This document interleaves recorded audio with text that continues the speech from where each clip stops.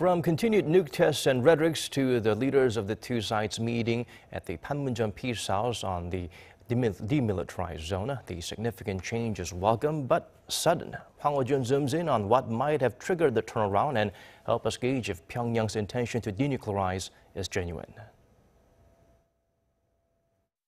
A little over a week after the PyeongChang Winter Olympics, in which North Korea also participated, came Tuesday's agreement in which Pyongyang said it is willing to return to the negotiation table, even willing to discuss the issue of denuclearization.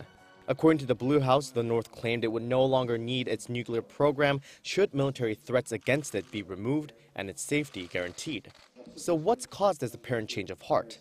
It could be the constant efforts by President Moon Jae-in's new liberal administration in South Korea to resume dialogue with Pyongyang, but experts say the North could very well be acting out of desperation.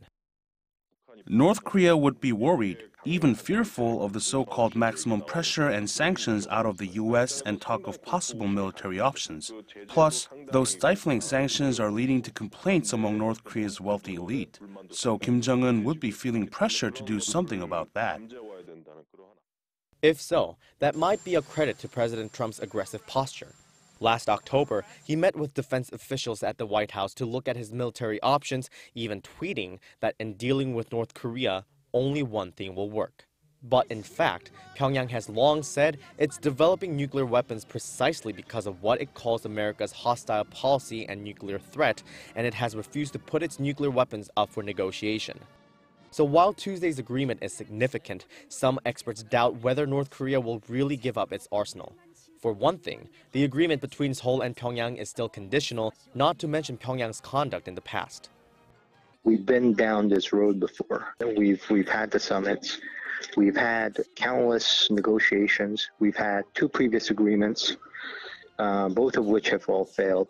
And so history teaches us that dialogue and negotiations and agreements don't necessarily lead to a change from the status quo or change in the trajectory of foreign relations with North Korea.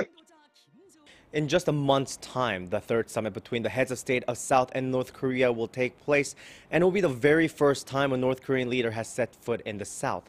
But experts caution against celebrating that as a victory in itself, since there's still a long road ahead until Washington and Pyongyang re-engage in dialogue and until the peninsula is truly free of nuclear weapons. Hwang Hojun, Arirang News.